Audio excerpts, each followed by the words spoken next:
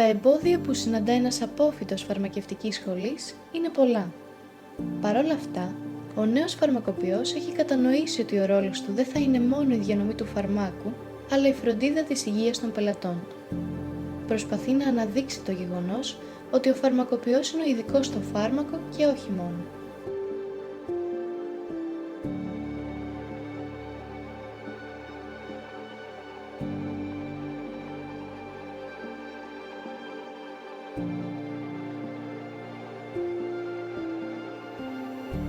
Ο κοινοτικός φαρμακοποιός αναμειγνύεται όλο ένα και περισσότερο στην παροχή υπηρεσιών, όχι μόνο προϊόντων, ενώ την ίδια στιγμή αναλαμβάνει μεγαλύτερες ευθύνες για τις συνέπειες που μπορεί να έχει η χορήγηση φαρμάκων στον ασθενή. Ο σημερινός φαρμακοποιός καλείται να διαδραματίσει ενεργό ρόλο στην πρωτοβάθμια φροντίδα υγείας, κάτι που βελτιώνει την ποιότητα ζωής των ασθενών. Σίγουρα η ανάληψη ενός τέτοιου ρόλου αναβαθμίζει το κύρος του φαρμακευτικού επαγγέλματος.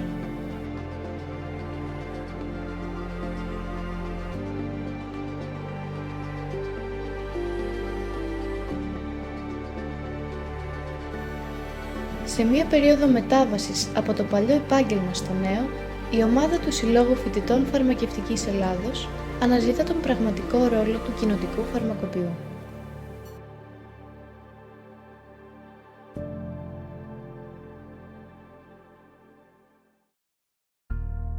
Για να κατανοήσουμε τα δεδομένα του επαγγέλματος, επισκεφτήκαμε ειδικούς του χώρου για να ακούσουμε τη γνώμη τους. Αρχικά, μιλήσαμε με τον κύριο Ανδρέα Καλιβοκά, φαρμακοποιός από το 1978 και έκτος στη σειρά φαρμακοποιών οικογενειακής επιχείρησης. Να σας συστηθώ. Λοιπόν, ονομάζομαι Καλιβοκάς Ανδρέας, ήμουν, ή αν θέλετε, είμαι φαρμακοποιός. Η λέξη ήμουν είναι ότι ήμουν επαγγελματίας, φαρμακοποιός μέχρι πριν από 4 χρόνια.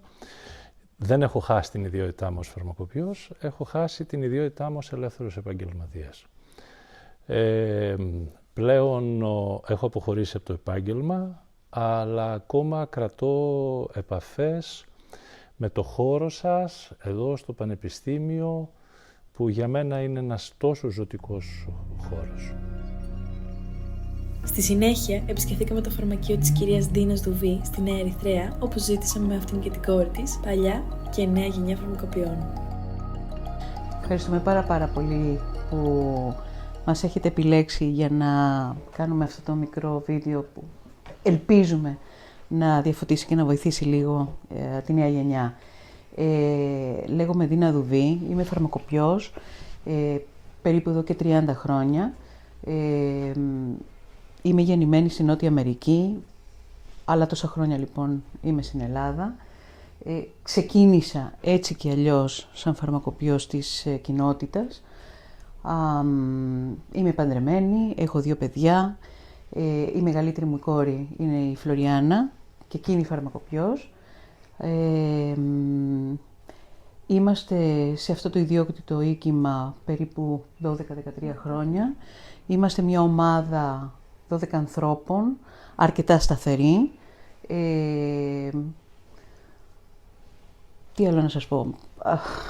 Θέλετε να μας πείτε πόσα χρόνια ασκείτε το επάγγελμα του φαρμακοποιού? Από τότε που τελείωσα μέχρι και σήμερα. Δηλαδή δεν υπήρχε δεύτερη επιλογή στην καριέρα μου. Σχεδόν τελειώνοντας, γιατί μπήκα στη διαδικασία του πάγκου πρωτού πάρω το πτυχίο μου. Και ήταν και μια χαριτωμένη ιστορία αυτή, θα τα πούμε άλλη φορά.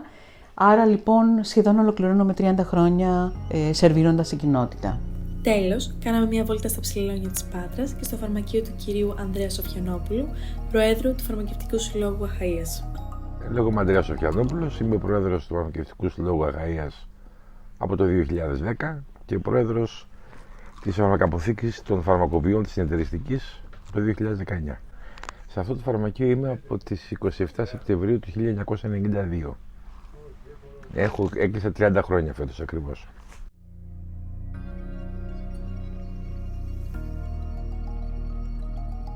Ναι, η απάντηση μπορεί να φαίνεται λίγο, θα έλεγα, όχι αστεία, μάλλον περίεργη. Εγώ δεν ξεκίνησα φαρμακοποιός. Δηλαδή, στα παιδικά μου όνειρα δεν ήταν ποτέ να γίνω φαρμακοποιός. δεν μπορούσα ποτέ στη ζωή μου να φανταστώ τη ζωή μου σε ένα φαρμακείο ή να κάνω το φαρμακοποιό. Τα όνειρά μου και οι πορείες μου πηγαίνανε σε τελείως άλλες κατευθύνσεις. Αλλά, εδώ μπαίνει ένα μεγάλο αλλά. Τα χρόνια που εγώ σπούδασα, μιλάμε για τη δεκαετία του 70, το να ξεφύγεις από την οικογενειακή παράδοση δεν ήταν τόσο εύκολο. Πήγα λοιπόν στη φαρμακευτική, διότι ήμουνα και έμεινα πλέον ο τελευταίος φαρμακοποιός μιας ιστορίας 150 χρόνων. Η οικογένειά μου 150 χρόνια ήταν η αρχαιότερη οικογένεια φαρμακοποιών στην Ελλάδα. Όλοι από τον πατέρα μου και πίσω, μέχρι τον προπροπάπου μου και τα αδέρφια τους, ήσαν όλοι φαρμακοποιοί. Συνεπώς ήταν πάρα πολύ δύσκολο. Έτσι μπήκα στη φαρμακευτική γιατί δεν ήταν εύκολο το να ακολουθήσω αυτό που τότε ήθελα, που ήταν η καρδιά μου. Βέβαια, όχι απλώς δεν μετάνιωσα, αλλά είναι χαρακτηριστικά, έχω πει ότι παντρεύτηκα τη φαρμακευτική με συνοικέσιο, αλλά στη διαδρομή την ερωτεύτηκα. Ουσιαστικά δεν το επέλεξα. Δηλαδή, εγώ ανήκω σε εκείνη την κατηγορία των παιδιών εκείνης εποχής που ξεκινήσαν με όνειρο ουσιαστικά τη ιατρική. Το έχετε ακούσει λοιπόν, ή τουλάχιστον στα δικά μας τα χρόνια λέγανε ότι οι φαρμακοποιοί ήταν οι αποτυχημένοι γιατροί.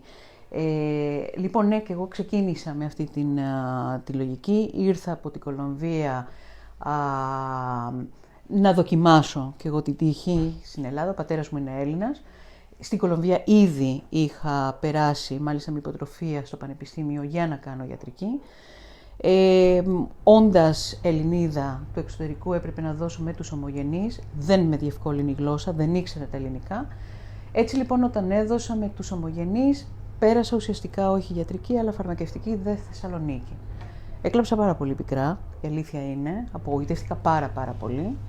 Σήμερα αν με ρωτάτε αν μπορούσα να γυρίσω τον χρόνο πίσω, πώς αισθανόμουν, να είσαστε σίγουροι ότι θα έγραφα μόνο φαρμακευτική και με πολύ μεγάλα γράμματα. Δεν θα το άλλαζα για τίποτα. Έτσι είναι δεδομένο αυτό. Ωραία. Δηλαδή, αν γυρίσετε τον χρόνο πίσω, θα διαλέγατε το ίδιο επάγγελμα ή θα προτιμούσατε να κάνετε αυτό που είχατε στην αρχή ονειρευτεί? Όχι. Βασικά, πολύ θεωρητικό το να γυρίσεις τον χρόνο πίσω, αλλά αν ουσιαστικά το γύριζα, όχι, δεν θα άλλαζα τίποτα από τη ζωή μου.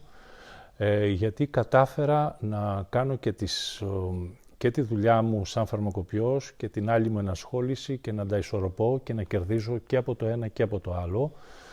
Μιλάω να κερδίζω ψυχικά, όχι οικονομικά μόνο. Αλλά όχι, δεν θα τα άλλαζα. Θα έκανα ακριβώς τα ίδια πράγματα.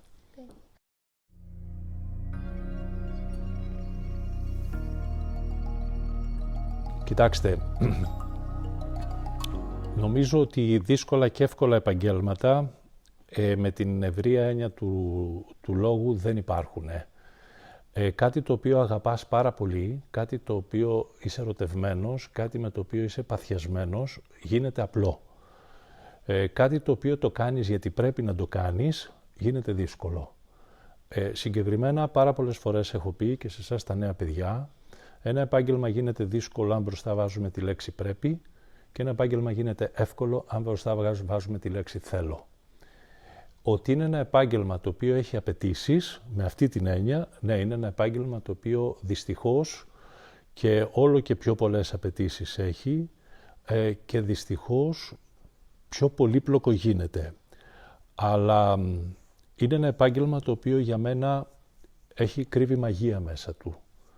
Εάν το δεις από την οπτική γωνία, όχι την αλτρουιστική, ότι προσφέρω στον άνθρωπο, γιατί αυτό το θεωρώ λίγο καραμέλα, πόσα πράγματα μπορείς να μάθεις μέσα σε αυτή την επιστήμη, αλλά και δουλεύοντας σε αυτό το χώρο, σε οποιοδήποτε τομέα, νομίζω ότι πραγματικά είναι ένα επάγγελμα το οποίο κρύβει μαγεία. Και θεωρώ ότι οι άνθρωποι όπως εσείς, τα νέα παιδιά που ξεκινάτε να το κάνετε αυτό, μπορείτε να πάρετε πάρα πολλά πράγματα από ένα επάγγελμα το οποίο πραγματικά μέσα του κρύβει υπέροχες στιγμές. Εσείς τι δυσκολίες αντιμετωπίζετε στην αρχή της καριέρας? Η πιο δύσκολη, η μεγαλύτερη μάλλον δυσκολία που αντιμετώπισα ήταν το όνομά μου. Ήταν πολύ κουραστικό για μένα στην αρχή το ότι για πάρα πολλά χρόνια άκουγα, έμπαιναν χωρίς βεβαίως να φταίνε, ήταν έτσι οι συνθήκες της κοινωνίας τότε, σε μία σύγκριση ποιος ήμουν εγώ, πώς δούλευα, πώς ήμουνα σαν επιστήμονας, και σκεφτείτε ότι είχα πελάτες τον πρώτο καιρό που πέρα το ότι ήταν πελάτες του πατέρα μου ήταν και πελάτες του παππού μου. Και άκουγα την ατάκα ότι ξέρεις ποιος ήταν ο πατέρας σου, ξέρεις ποιος ήταν ο παππούς σου. Αυτό όσο και να προσπαθούσα να το ξεπεράσω, με έφερνε πολλές φορές στα ωριά μου. Αυτή για μένα ήταν, και νομίζω ότι είναι μια δυσκολία που πολλά παιδιά φαρμακοποιών την αντιμετωπίζουν, η σύγκριση που αυτομάτως γίνεται. Δεν θα μπω στη διαδικασία αν είναι σωστό ή λάθος, αυτό είναι μια άλλη συζήτηση. Από εκεί και πέρα μπορώ να πω ότι δεν αντιμετώπισα άλλες δυσκολίες. Πρώτον, διότι η εποχή που εγώ ξεκίνησα το επάγγελμα, το 1978, ήταν μια εποχή πολύ ήρεμη στο χώρο μας σαν φαρμακεία. Ήταν πολύ απλά τα πράγματα σαν φαρμακεία. Μπαίναμε, κάναμε τη δουλειά μας, φεύγαμε, τελείωσε. Αυτό ήταν όλο. Δεν είναι όλο αυτό το πολύπλοκο που είναι σήμερα. Όχι, δεν αντιμετώπισα δυσκολίες. Μπορώ να πω ότι μάλλον στάθηκα και πολύ τυχερός.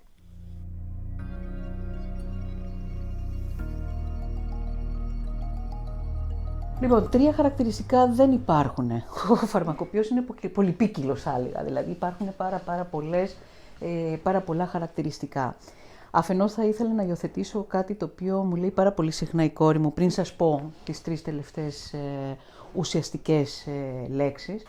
Λέει ότι ο φαρμακοποιός είναι εκείνος ο άνθρωπος ο οποίος μιλάει πάρα πολλές γλώσσες. Άρα λοιπόν ένα από τα χαρακτηριστικά που θα έπρεπε να έχει ο φαρμακοποιός είναι να είναι πολύγλωτος. Δηλαδή να μιλάει τη γλώσσα του φαρμακοποιού, να μιλάει η γλώσσα του γιατρού, να μιλάει η γλώσσα του μικροβιολόγου, του κτηνιάτρου, του χημικού, του επιχειρηματία. Άρα λοιπόν πρέπει να έχει μια πάρα πολύ μεγάλη έφεση στις γλώσσες. Ίσως για μένα από τα πιο σημαντικά είναι να αγαπάει κυριολεκτικά τον συνάνθρωπο. Να νιώθει ότι μπορεί να σταθεί δίπλα σε αυτόν. Να έχει ένα κριτικό μάτι. Θεωρώ ότι είναι πάρα πολύ σημαντικό από τη θέση που βρισκόμαστε να έχουμε τη δυνατότητα να διαβάσουμε λίγο πιο πίσω από αυτά τα οποία ακούμε. Να έχει τεράστια υπομονή. Τεράστια υπομονή. Και είναι πάρα πολύ δοτικός. Και να μην βαριέται να διαβάζει και να ενημερώνεται. Είναι μια επιστήμη που δεν σταματάει μελέτη. Έτσι, δηλαδή, όποιος νομίζει ότι τελειώνοντας το πανεπιστήμιο τελειώσανε, μάλλον κάποιο λάθος κάνει. Θα μπορούσα να πω και άλλες. Άρα δεν είναι 3, είναι 103. Αυτές νομίζω ότι είναι πιο χαρακτηριστικές. Τι θα έλεγες εσύ, Φλωριάννα, νομίζω ότι είναι... Κυρίως αυτά νομίζω. Περισσότερο το να είναι ευέλικτος, το να μπορεί να σταθεί στην κοινότητα, να μπορεί να σταθεί και δίπλα στο γιατρό χωρίς να χάνει την οντότητά του ή τις γνώσεις του, να μην κάνει εκτόσεις σε αυτό. Δηλαδή, και ο γιατρός δεν μπορεί να υπάρχει χωρίς το φαρμακοποιό, ούτε ο φαρμακοποιός χωρίς τον γιατρό, οπότε καλό είναι σιγά σιγά και σαν κοινωνία ο καθένας να μπει στη θέση του και να υπερασπίζεται την επιστήμη του. Οπότε νομίζω περισσότερο είναι η βάση αυτή σε συνδυασμό με το ανθρώπινο κομμάτι, το οποίο είναι νομίζω το σημαντικότερο. Νομίζω ότι ένας φαρμακοποιός δεν διαφέρει από τα υπόλοιπα επαγγέλματα, τα οποία έχουν ανθρωποκεντρικό χαρακτήρα. Ας μην ξεχνάμε ότι είμαστε ένα επάγγελμα το οποίο έχει καθαρά ανθρωποκεντρικό χαρακτήρα. Ακουμπάμε τον άνθρωπο από όλες τις πλευρές του και συνεπώς αυτά που πρέπει να αναπτύξουμε για να μπορούμε να ισορροπήσουμε σε αυτή τη σχέση είναι και λίγα, αλλά είναι και δύσκολα. Το πρώτο πράγμα το οποίο θεωρώ ότι κάποιος πρέπει να έχει ως επιστήμονας και μάλιστα σε ένα τόσο ευαίσθητο επάγγελμα είναι το γνωστικό επίπεδο. Χαρακτηριστικά λέω, και μπορεί αυτό να ακουστεί λίγο περίεργο στους ακροατές σας, στους θεατές σας, ότι το πραγματικό διάβασμα δεν το κάνετε στο πανεπιστήμιο. Το πραγματικό διάβασμα το κάνετε όταν βγαίνετε από το πανεπιστήμιο, στην πραγματική ζωή. Εκεί το πρώτο πράγμα είναι το γνωστικό επίπεδο, το οποίο είναι ατελείωτο, είναι χαοτικό και συνεχώς εξελισσόμενο. Το να έχετε όμως γνώσεις δεν είναι αρκετό. Ας μην ξεχνάμε ότι έρχεστε καθημερινά σε επαφή με τον άνθρωπο. Άρα πρέπει να υπάρχουν 2 βασικά στοιχεία τα οποία επιμένω με την γνώση που έχω τόσα χρόνια ως φαρμακοποιός. Το πρώτο είναι αυτό που αποκαλούμε ενσυναίσθηση. Να μπορώ να κατανοήσω απόλυτα αυτόν που έχω απέναντί μου, γιατί μπαίνει μέσα στο χώρο μου, σε οποιοδήποτε χώρο ασκώ το επάγγελμά μου, όχι απαραίτητα ως φαρμακοποιός πάγκου, και τι ζητάει από μένα. Γιατί ένας άνθρωπος για να με πλησιάσει, κάτι ζητάει από μένα. Και προφανώς ζητάει κάτι για την υγεία του. Αυτό πρέπει να το κατανοήσω. Άρα πρέπει να έχω την ικανότητα αυτή που αποκαλούμε ενσυναίσθηση. Και ο τρίτος σημαντικός λόγος είναι κάτι που ο Έλληνας δεν το έχει. Το έχω πει πάρα πολλές φορές. Είναι επικοινωνία. Ο τρόπος με τον οποίο θα ακουμπάμε λεκτικά και όχι μόνο αυτόν που έχουμε απέναντί μας. Ώστε αυτό που εγώ έχω σαν γνώση να μπορώ να του το μεταδώσω και να τον βοηθήσω, να τον στηρίξω σε οποιοδήποτε πρόβλημα έχει. Το να ξέρετε πολύ καλά τι κάνει ένα φάρμακο, ένα Lipitor φερρυπίν που είναι για τη χολυστερίνη, είναι γνώση. Το να μπορείτε όμως με έναν απλό τρόπο να δώσετε στον απέναντί σας να κατανοήσει πώς ακριβώς πρέπει να χειριστεί το φάρμακο και παράλληλα τι άλλο πρέπει να κάνει για την υγεία του, εκεί χρειάζεται επικοινωνία. Και στο τέλος θα έλεγα ότι είναι πάρα πολύ σημαντικό να είναι λίγο χαμαλέον. Να έχει τη δυνατότητα να προσαρμόσετε κάθε φορά στις ανάγκες της εποχής. Ό,τι και να είναι αυτό. Αν με αντιπροσωπεύουν λοιπόν αυτά, νομίζω ότι απόλυτα.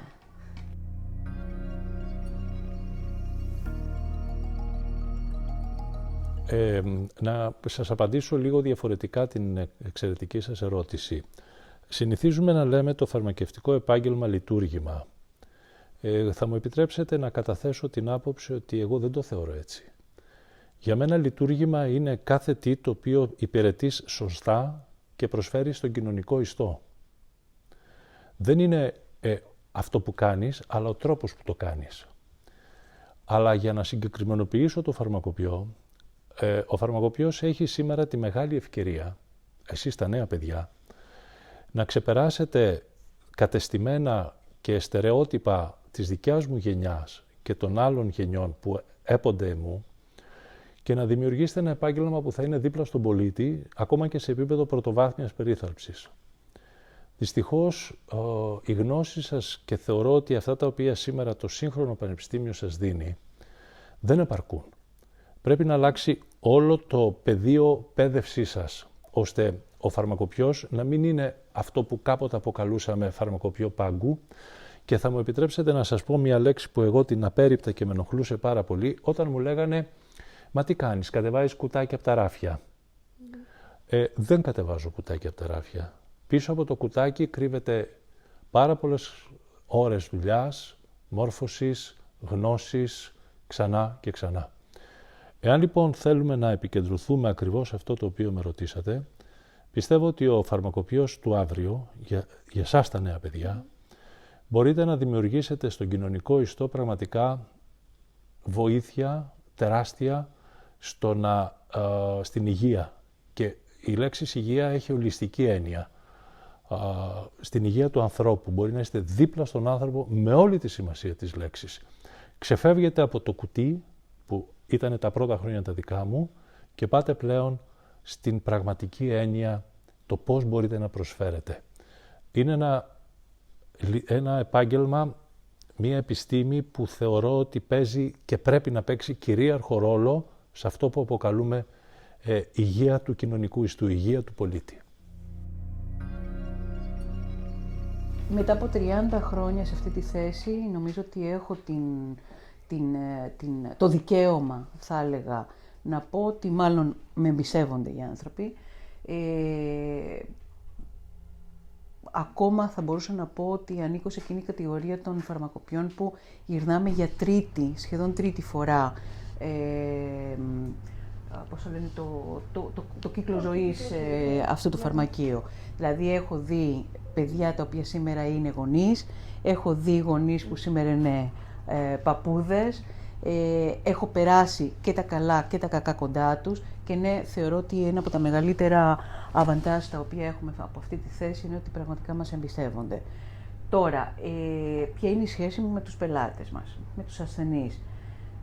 Μια απόλυτη σχέση ειλικρίνειας και εμπιστοσύνης. Δεν κρυβόμαστε πίσω από το δάχτυλό μας. Αυτά που πρέπει να ακουστούν θα ακουστούν. Αυτά που πρέπει να πούμε θα πούμε. Θα σταθούμε δίπλα τους στα καλά τους και στα κακά τους. Άρα νομίζω ότι είναι μια σχέση αμφίδρομη. Δίνουμε και παίρνουμε συνέχεια από τους ανθρώπους μας. Νομίζω το βασικότερο είναι όντως η εμπιστοσύνη. Υπάρχει μια πολύ μεγάλη μερίδα ανθρώπων που πριν πάνε στον γιατρό θα περάσουν από εδώ να σε ρωτήσουν έχω αυτό, ποια είναι η άποψή σου, ή ακόμα και αν πάνε στον γιατρό θα γυρίσουν και έρχονται να μου πάνε αυτό, συμφωνείς? Εκεί δείχνει λίγο και την οντότητά σου. Δεν μπαίνουμε εννοείται στα χωράφια του γιατρού, είναι πολύ ξεκάθαρη η θέση μας, αλλά επειδή ουσιαστικά ο φαρμακοποιός είναι αυτός ο οποίος είναι σε άμεση επαφή με τον ασθενή συνέχεια. Το γιατρό μπορεί να τον δει μια φορά το μήνα ή το δίμηνο. Εμείς μπορούμε να τον βλέπουμε καθημερινά. Άρα μπορούμε να αντιληφθούμε πίσω από την ασθένεια μήπως κρύβεται κάτι άλλο. Υπάρχει πάρα πολύ και ο ψυχολογικός παράγοντας. Οπότε να και άλλη μια γλώσσα που μπορεί να μιλήσει ο φαρμακοποιός του ψυχολόγου. Οπότε αν ο ασθενής αντιληφθεί ότι είσαι εκεί, δεν τον κοροϊδεύεις. Ακόμα και αν δεν ξέρεις κάτι, θα πεις ένα λεπτάκι να το ψάξω. Να ενημερωθούμε. Θα ενημερωθώ κι εγώ γι' αυτό. Κατευθείαν τον κερδίζεις. Ποτέ δεν θα πεις ψέματα, ποτέ δεν θα περάσει αυτή την κόκκινη γραμμή, την ηθική κόκκινη γραμμή του να πουλήσεις για να έχεις εσύ απλά κάποιες παραπάνω απολαβές. Πάντα είναι ως προς το συμφέρον του ασθενή και αν μπορείς να του βελτιώσεις λίγο την ποιότητα ζωής με κάτι διαφορετικό. Μπορεί να μην είναι αμιγώς το φάρμακο αυτό, μπορεί να είναι, υπάρχουν πάρα πολλά φυτικά σκευάσματα, πάντα θα είναι ως προς όφελος του ασθενούς. Αυτό νομίζω, άρα η εμπιστοσύνη είναι το βασικό.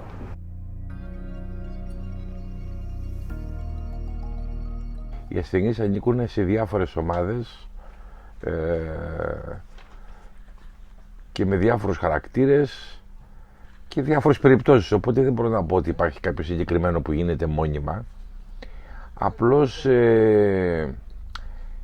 εκείνο που γίνεται λάθος είναι ότι ειδικά τα πρώτα χρόνια προσπαθούν να αντιμετωπίσουν πιο πολύ επιστημονικά παρά λαϊκά, στο πω έτσι αδόκιμα, τον ασθενή παύλα πελάτη ο οποίος έρχεται στο φαρμακείο. Γλώσσα συνεννόησης, πρωτόκολλα που έχει στο νου του απαρέγκλητα ο φαρμακοποιός που έχει μόλις ξεκινήσει, μαθημένος πιο εμπορικά από τα φαρμακεία που είναι σε λειτουργία τα προηγούμενα χρόνια ο άλλος, διαφορές γενεών των φαρμακοποιών μεταξύ αυτών που ήταν πριν και αυτών που έρχονται μετά, όλα αυτά δημιουργούν καταστάσεις. Είμαστε απαραίτητοι 24 ώρες το 24ωρο. Το επάγγελμα είναι κλειστό όπως είναι όλα τα επαγγέλματα στην Ελλάδα. Έχετε ένα νέο αίμα με νέες ιδέες, πιθανόν διαφορετικές γνώσεις. Μην περιορίζεστε σε αυτά που σας δείχνουν, αλλά να ψάχνετε να βρείτε πίσω από αυτά που σας δείχνουν τι υπάρχει.